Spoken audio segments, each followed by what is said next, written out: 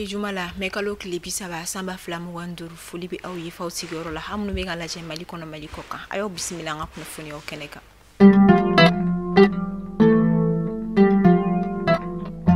Kuna fondamne la hanga jamana direction de l'information et des relations publiques des armées ni en comment dire pas aller boraka kuna fondike kasanga ni kunungo alamsa mekalo klemuka ani konotoy kuna fonia munu konna la aye ayira kafo ko ka damne ka bini mekalo kleta ani konotona katabla mekalo klemuka ani shekina anga fintila ka webulika joba koneke mina usiraka dankare ke ba magachi wole tikila maulanga jabana marabulu chamana umake abane usiraka basi kan fenenati marabulu chama okonina mi yera konna la ayira kafo ko mekalo klet muga ani sheki temeni hanga fintikla ka okoni sera ka tigeke ba magachi wole tikla mauka mina chama yerede konika ni obetali ke uka bulima feuna ani uka keleke mina wera munu koni tu maralindo femme karo ka fo bani kane marabulu konna ni obe dire marabulu la Tombouctou region konna la kerenkerene ala ama fo ala hanga fintikla ka fanga se kanga jamana basiki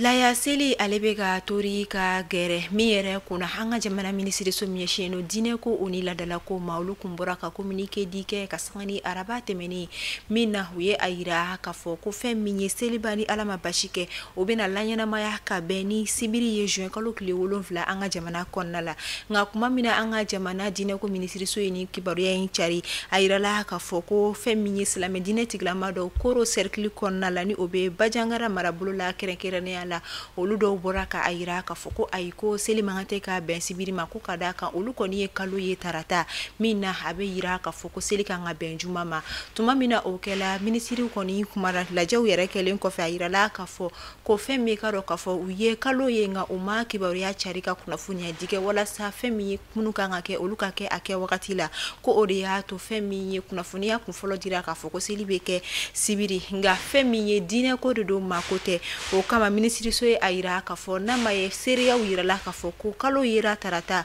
ni ola seli ka nga be juma ma ko seli na ke juma anga jamana fanta annani belajara le ami wakati mina yiko si sa femi la yini koni kalendo jamana dum fe ani jamana nyama were koni fe ni oye kasika nga jamana sania kerenkerene la fa ba konna la ode okumuna kunungo ala musa femi nye kalabakura ka olu fe no jamana din chama koni wula wala sa kaseka o siraba koni ka ufuranka olu je kosobe kerenkerene la bara ere damne la plasta de la yesere o koni na ni koni kera kasanga ni jamana jeli o la yini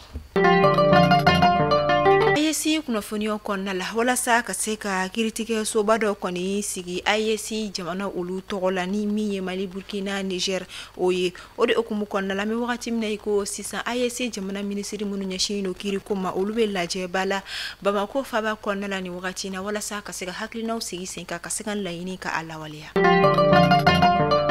Somajep SA nimi anga jamana jiko nyene bo baka olu ye kasanga ni oluka conseil d'administration otako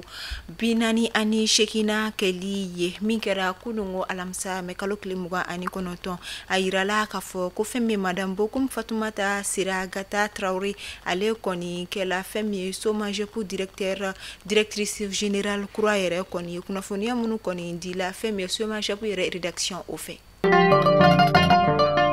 wakati mina yiko si saka koni boneno anga jamana fantan nani bela jarani fe kasanga ni seliba olanya maili okumu konna nga feminye baganjuro yere koni ayira ka foko bakambalo ko o songo yere koni sepe koro yele no kosobe Bamako faba konna la uni anga jamana marabulu do yere koni na ni selinya korolai ola feminye uye ayira ka foko bakandu mini munu boro ni o kilo biduru boro minutu me soro femi ka do ka fo wasabala ani kemefla boyan kula olu songo koni sebe koro yelela kosobe nga kasanga nya foli do uye ayira ka foko garabali munu koni bora unola ko o simba bina sekake femi bagandu minu yere songo yelalila ameta masina ka olu feni no ayirala kunungo alamsa mekalo klimuga ani konoton ko chedo mi shibeta sambina ni boyan kola ale koni shu yera femi moloforo do o kono na la kasangari nya folwe ayirala ka foko ni mami yera koni bonani fle ani nani ko akoni tuntuluna abe kalo duru boyan ko bo kada ka ayirala ka fo amnela che marfatigi do de fe munu bukuna tige yere maseka do kabino wakati fo ka sisi sama asoma ko ni tumeka nyini nga tumamina ayira koni shu yera mina na a somɔgɔw yɛrɛ a bugunatigɛ ka a dɔn o kɔni kɛra sababu ye ka dansigi kɔni kɛ u ka kamanagan na cɛ ka jɛnajaw bɛɛ lajɛlen kɛla o yɔrɔ kelen na an b'a fɔ Ala ka hinɛ kɛ banbagatɔ la.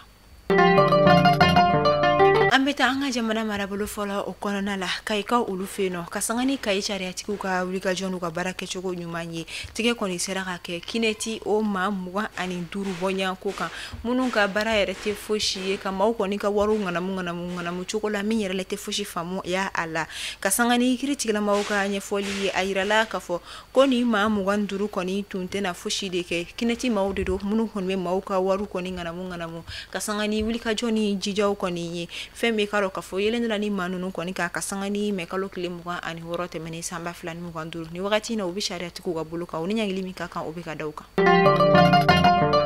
An minnu tun bɛ k'a lajɛ ni wagati in na Mali kunnafoni bɔlɔlɔ siraw fɛ aw ma fɔ aw ni ce a ka lamɛliko ɲuman na ni bɛ dansigi kɛ an ka bi kunnafoniyaw la aw k'an bɛn a ɲɔgɔnna wɛrɛ Ala k'an si jɔ koma kɔnɔ.